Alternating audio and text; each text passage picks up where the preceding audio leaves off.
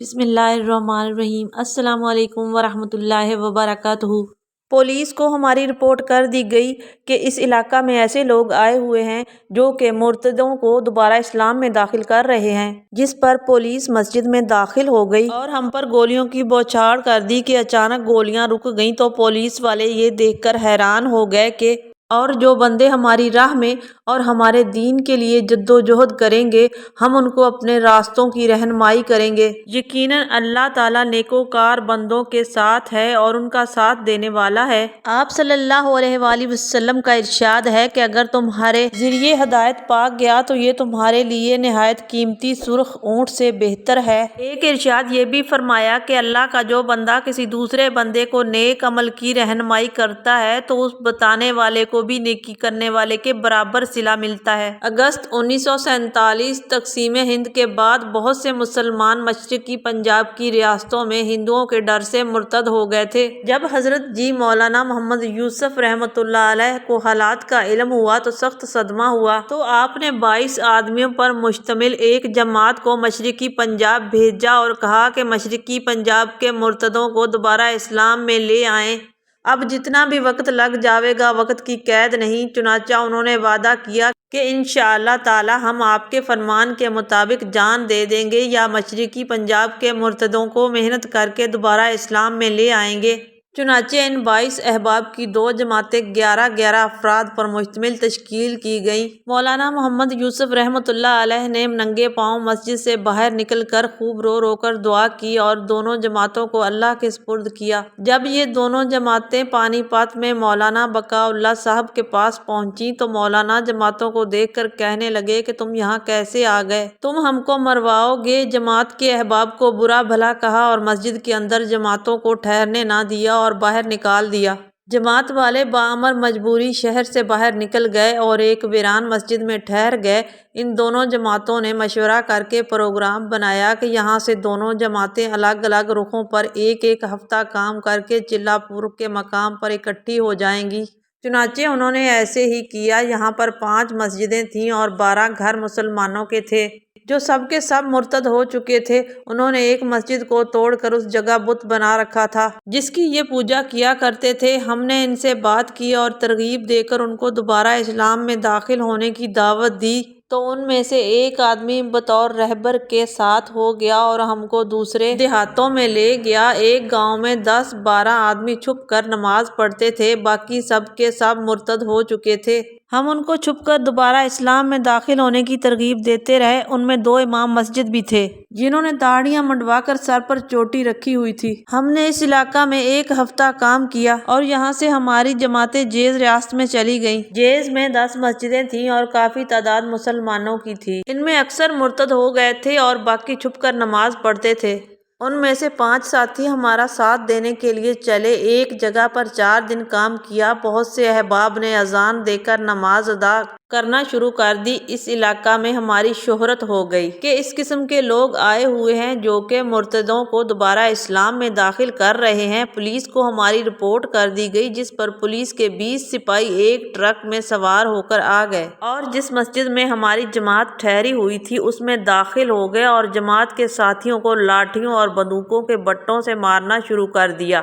ایک آدمی کے اوپر 3-3 4-4 سپاہی چڑھ جاتے، مارتے اور گالیاں دیتے جس سے ہمارے ساتھیوں کا پخانہ اور پیشاب کپڑوں کے اندر ہی خارج ہو گیا۔ تمام ساتھی بے ہوش ہو گئے۔ ان ظالموں نے ہم سب کو بے ہوشی کی حالت میں اٹھا کر ٹرک میں ڈال دیا اور امبالہ کی جیل میں لے گئے اور جیل کے اندر ایک تنگ و تاریک کوٹھری میں بند کر دیا اور صبح کو نکالا اور ہم سے تمام قیدیوں کی غلاظت اٹھواتے رہے۔ اس حالت میں 3 دن گزر گئے، نہ ہمیں کھانے کو دیا نہ ہمیں پانی پینے کو دیا۔ چوتھے دن ہم تعلیم کر رہے تھے کہ ایک افسر آیا۔ اس نے ہم کو دیکھا تو دریافت کیا کہ تم کیا پڑھ رہے ہو؟ ہم نے اسے اپنی تعلیم کا مقصد سمجھایا مگر اس کی سمجھ میں نہ آیا۔ اس نے ہمارے پاس سے تبلیغی نصاب کی کتاب لی، تھوڑی دیر پڑھتا رہا اور کہنے لگا، کافی عرصہ پہلے کی بات ہے، جب ہم ملتان میں رہتے تھے تو بچوں کو کوئی تکلیف ہو جاتی تو ہم مسلمانوں کے پاس لے جاتے جو کہ تمہاری ہی طرح کے تھے۔ ان کو تبلیغی جماعت والے کہتے تھے، تم بھی انہی میں سے معلوم ہوتے ہو۔ وہ لوگ اللہ کا کلام پڑھ کر دم کر دیا کرتے تھے تو ہمارے بچوں کو آرام آ جاتا تھا۔ وہ بہت ہی اچھے لوگ تھے، مجھے ان سے محبت ہو گئی تھی۔ اگر تمہیں کسی قسم کی تکلیف ہو تو میں تمہاری مدد کرنے کو تیار ہوں۔ ہم نے کہا کہ ہمیں تنگ کوٹری میں بند کیا ہوا ہے اور ہم سے قیدیوں کا پخانہ اٹھوایا جاتا ہے جس سے ہمارے کپڑے ناپاک ہو جاتے ہیں، نیز 3 دن ہمیں فاقہ کرتے ہوئے ہو گئے ہیں۔ اس پر اس نے جیل کے ذمہ دار افسر کو بلایا اور حکم دیا کہ فوراً ان کو بڑا کمرہ دیا جائے اور پخانہ وغیرہ نہ اٹھوایا جائے اور ان کا راشن جاری کیا جائے۔ آج کے بعد ان کو تکلیف نہ دی جائے۔ یہ حکم دے کر ہم سب سے مصافحہ کر کے وہ چلا گیا۔ اللہ تعالیٰ نے ہماری غیبی مدد فرمائی۔ اس کے بعد جیل میں ہمیں کافی آسانی ہو گئی۔ ہم اذان دے کر نماز پڑھنے لگے۔ تلاش کرنے پر معلوم ہوا کہ اس جیل میں 250 مسلمان قیدی اور بھی ہیں۔ ہم نے ان کو دعوت دی تو ان میں سے تقریباً 80 آدمی ہمارے ساتھ نماز پڑھنے لگ گئے اور تعلیم میں بھی اکثر ان میں سے شامل ہونے لگے۔ اسی طرح اس جیل کے اندر ہمارے 18 یوم ہو گئے۔ جس دن لیاقت علی خان کی شہادت کی خبر ہندوستان میں پہنچی ہے اسی دن ہم کو جیل سے رہا کر دیا گیا۔ جیل سے رہا ہو کر ہم ریاست بوڑھیا میں چلے گئے۔ اس جگہ کے حالات بھی بہت خراب تھے جس کی وجہ سے ہمارے 11 ساتھی ماں دونوں جماعتوں کے امیر صاحبان چھپ کر نکل گئے، باقی 11 ساتھی رہ گئے۔ جب ہم کو پتہ چلا کہ 11 ساتھی جا چکے ہیں تو باقی ماندہ ساتھیوں کو بڑا دکھ ہوا، مگر اللہ پاک نے ہماری مدد کی اور وہ وعدہ جو کہ حضرت جی رحمۃ اللہ علیہ سے کیا تھا یاد دلایا، جس کی وجہ سے تمام ساتھیوں کے حوصلے بلند ہو گئے اور کام کرنے کا عہد کیا۔ 10 یوم مختلف مقامات پر کام کرتے ہوئے ہم اردتی پہنچ گئے۔ اس جگہ ایک بہت بڑی مسجد تھی۔ جب ان کو ہمارا پتہ چلا تو یہ سکھ بندوقیں اور رائفلیں لے کر مسجد میں آ گئے اور کہنے لگے کہ تم مسلمانوں نے ہمارے سکھ اور ہندوؤں کو پاکستان میں قتل کیا ہے، ان کے بدلہ میں ہم تمہیں قتل کریں گے۔ جب ہم نے یہ حال دیکھا تو کہا کہ اگر تم نے ہمیں قتل کرنا ہی ہے تو ہماری ایک بات مان لو کہ ہمیں قتل سے پہلے نماز پڑھ لینے دو۔ وہ اس پر آمادہ ہو گئے۔ ہم نے نماز پڑھنی شروع کر دی اور نماز کے اندر ہی رو رہے تھے اور مالک حقیقی سے دعا مانگ رہے تھے کہ ان ظالموں نے نماز ہی کی حالت میں بندوقوں سے گولیاں برسانا شروع کر دیں۔ کچھ ساتھی لہو لہان ہو گئے اور مسجد کا صحن خون سے رنگین ہو گیا۔ اللہ کی شان، خود بخود گولیاں چلنی بند ہو گئیں۔ ہمارے ساتھیوں میں سے کچھ بے ہوش ہو گئے اور کچھ ہوش میں تھے۔ جب ان سکھوں نے دیکھا کہ بندوقوں سے فائر بند ہو گئے ہیں تو وہ ہمارے پاس آئے اور کہنے لگے کہ تم یہ کیا منتر پڑھ رہے ہو کہ ہماری بندوقیں خود بخود بند ہو گئی ہیں؟ ہم فائر کرنا چاہتے ہیں مگر بندوقیں نہیں چلتی۔ ہم نے کہا ہم نہ کوئی منتر پڑھ رہے ہیں اور نہ ہی منتر وغیرہ جانتے ہیں، ہم تو اس مالک کا کلام پڑھ رہے ہیں جس کے قبضہ میں ہماری جان ہے، وہی جان کا محافظ ہے، موت اور زندگی اس کے قبضہ میں ہے، ہم اسی کی عبادت کرتے ہیں اور اسی سے دعا کرتے ہیں، وہی ہمارا خالق ہے۔ یہ سن کر وہ سب کے سب چلے گئے۔ ہم سب ساتھیوں نے کپڑے جلا کر اپنے زخموں کو بھرا اور تمام رات اسی حال میں گزار دی۔ صبح دن نکلنے پر وہی سکھ آئے اور اپنے ساتھ ایک ڈاکٹر کو لائے۔ اس نے ہمارے زخموں پر مرہم پٹی کی اور ایک بالٹی بھی لائے جس میں دودھ تھا اور ہم سب کو دودھ پلایا اور کہنے لگے کہ ہم سے غلطی ہوئی ہے، اب تم یہاں سے چلے جاؤ۔ ایک سکھ ہماری رہبری کے لیے ہمارے ساتھ چلا جو مسلمانوں کو بلاتا اور ہم سے ملواتا، بات کرواتا۔ یہ سکھ 5 دن ہمارے ساتھ رہا اور اس نے اسلام میں دلچسپی لی، کلمہ نماز کے متعلق ہم سے پوچھا۔ اس کے جانے کے بعد ہم اس علاقہ میں 5 دن کام کرتے رہے۔ یہاں سے ہماری جماعت حضر آباد کی جامع مسجد میں پہنچی تو وہاں پر کسی نے پولیس کو اطلاع کر دی۔ ان کی رپورٹ پر پولیس آ گئی اور اس نے ہم سب کو گرفتار کر لیا اور حضر آباد سے باہر ایک حویلی میں رکھا جس کی 4 دیواری تھی۔ اور اس کے اندر ایک کنواں تھا۔ انقلاب کے زمانہ میں یہاں پر مسلمانوں کا ایک قافلہ آ کر ٹھہرا تھا۔ ہندوؤں نے ان پر حملہ کر کے سب کو ختم کر دیا اور ان کی لاشوں کو اس حویلی کے اندر بند کر کے دروازہ میں قفل لگا دیا۔ تو ہم کو جب پیاس نے ستایا تو اس کنویں کے اندر ہم نے پانی نکالنے کے لیے بالٹی ڈالی تو بالٹی میں گلا سڑا بدبودار پانی آیا۔ ہم نے بامر مجبوری اس سے اپنی پیاس بجھائی۔ 6 روز کے بعد پولیس والوں نے حویلی کا دروازہ کھولا تو ہم کو زندہ دیکھ کر حیران رہ گئے، کیونکہ ان کا گمان تھا کہ یہ بھوکے پیاسے مر جائیں گے، پھر ان کو بھی اس کنویں میں پھینک دیں گے۔ پولیس والوں نے ارد گرد کے رہنے والے لوگوں سے پوچھا کہ تم میں سے کسی نے حویلی کا دروازہ تو نہیں کھولا ہے؟ دریافت کرنے پر معلوم ہوا کہ کسی نے بھی نہیں کھولا۔ اس کے بعد انہوں نے ہم کو حویلی کے اندر سے نکالا اور کہنے لگے کہ حکومت کا حکم ہے، اس لیے ہم نے تم کو یہاں بند کر دیا تھا۔ ہم نے تو تمہارے اندر کوئی شر کی بات نہیں دیکھی، لہٰذا اب تم یہاں سے پہاڑی نہان کے علاقے میں چلے جاؤ۔ ہم یہاں سے علاقہ نہان میں آ گئے۔ اس علاقہ میں ہم نے 15 دن کام کیا اور مرتدوں کو دوبارہ اسلام میں داخل کیا۔ اس علاقہ کے مرتدوں کو ہماری باتوں سے بڑی حوصلہ افزائی ہوئی اور کافی تعداد میں مسلمان دوبارہ اسلام میں داخل ہو گئے، مگر ان میں جو منافق قسم کے لوگ تھے انہوں نے پولیس کو اطلاع کر دی کہ اس قسم کے لوگ علاقہ میں آئے ہوئے ہیں جو مرتد مسلمانوں کو دوبارہ اسلام میں داخل کر رہے ہیں۔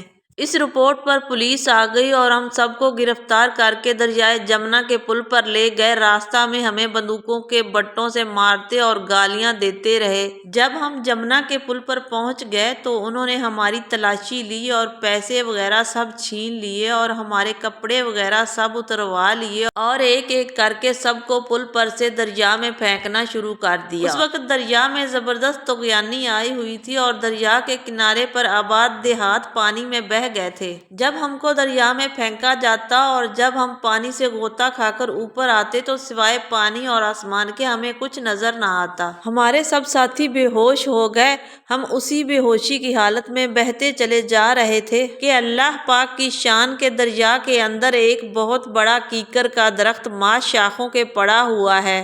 ہم تمام ساتھی اس درخت میں جا کر الجھ گئے۔ جب ہم اس درخت میں پھنسے ہوئے تھے تو ہم نے اللہ تعالیٰ سے دعا کی کہ اے باری تعالیٰ، جس طرح تو نے ہمیں اب تک ان حالات میں بچایا اور زندہ رکھا ہے، اب بھی ہماری مدد فرما اور ہم کو موت دے تو ایمان پر دے اور اسلام پر قائم رکھ۔ اب سب نے درخت کا سہارا چھوڑ کر دریا کے کنارے کی طرف چلنا شروع کیا تو دریا کے اندر زبردست لہر آئی جو ہم کو بھی بہا کر لے گئی اور وہ درخت بھی دریا کی لہروں میں بہہ گیا۔ پھر ہمیں کسی کا کوئی پتہ نہ چلا۔ اللہ پاک بہتر جانتے ہیں کہ اس ذات نے کس طرح بچایا اور ہم سب کو دریا سے نکال کر خشک زمین پر پھینک دیا۔ اللہ پاک نے غیبی مدد فرمائی کہ ہمارے ایک ساتھی نے اپنے کپڑوں کی گٹھڑی اپنی کمر سے باندھ رکھی تھی۔ خدا کی شان، ان پولیس والوں نے ان ساتھی کو کپڑوں سمیت دریا میں پھینک دیا تھا اور گٹھڑی بدستور اس کی کمر پر بندھی ہوئی تھی۔